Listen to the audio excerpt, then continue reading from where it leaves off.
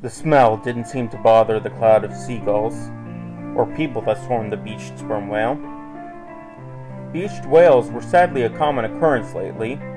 The scientists and biologists and the specialists on TV blamed everything from global warming to pollution. Craziest theory I heard was the krill may be becoming toxic.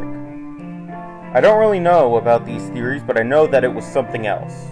I first noticed something weird when a juvenile male apparently washed up nearby. It's usually a community event, everyone turning out to see the whale. Sometimes everyone came together to help rescue the poor creature if the tides and fate permitted. This time, though, mutilated was the only word I could use to describe it. People in the crowd gathered and said it must have died and drifted ashore. Looks like the sharks had gotten to it. Maybe a propeller of a cruise liner.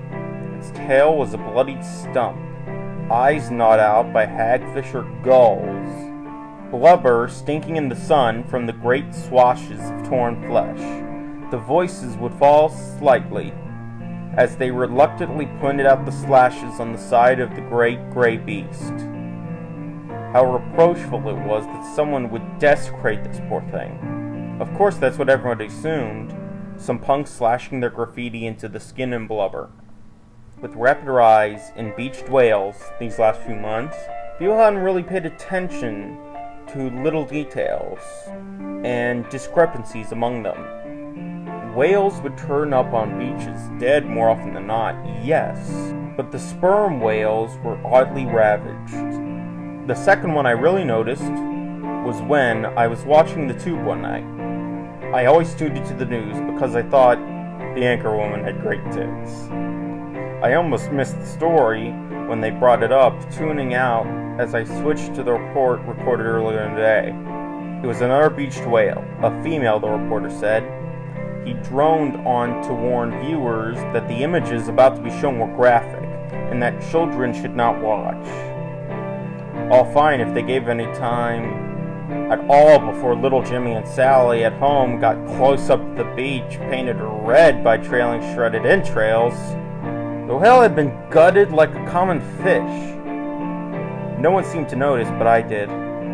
Thanks to TiVo, I zoomed in on the side, above the stump of a flipper, were a series of slashes almost identical to the graffiti on the first whale I'd seen.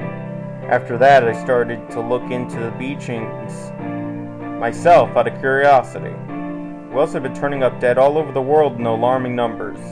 Not since the heyday of the whaling industry had so many died.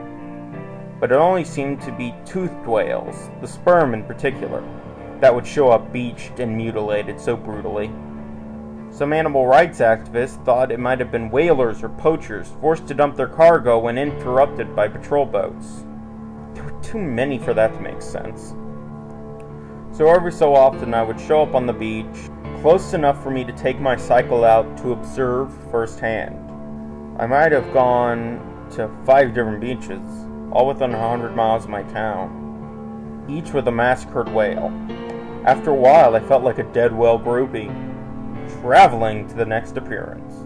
I started to ask biologists I've seen there, recording and measuring what they thought about it, and info to sate my own curiosity.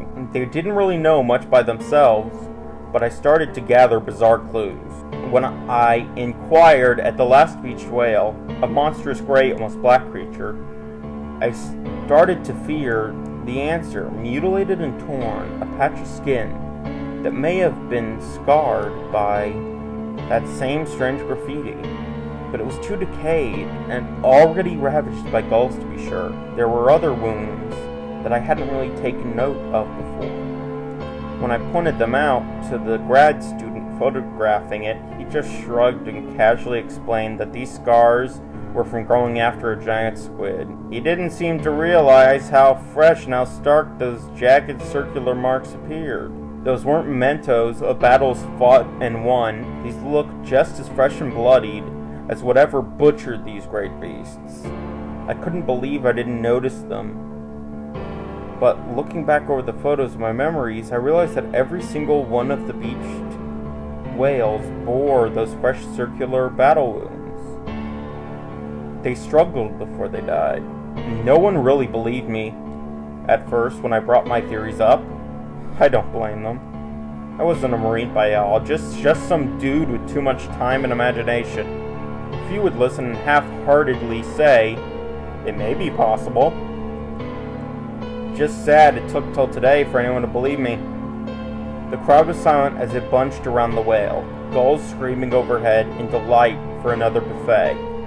Someone to my left said that the whale was still alive when they arrived, twitching and making a strange, pitiful sound. I was surprised to hear that. The poor bastard was in shambles, torn up and bloodied. Around its tail, a ship's anchor chain was wrapped, green with the years under the sea, harpoons with broken shafts, like those not seen in decades, stuck out of its hide alongside corroded rebar, and even what looked like the mast of a sailboat speared through its middle. I didn't really believe my theory either, not until I stood there and saw what the graffiti truly meant. Carved to its side, probably by the same pirate-looking cutlass, stabbed in its poor eye, were two words: help us. Ghost whalers?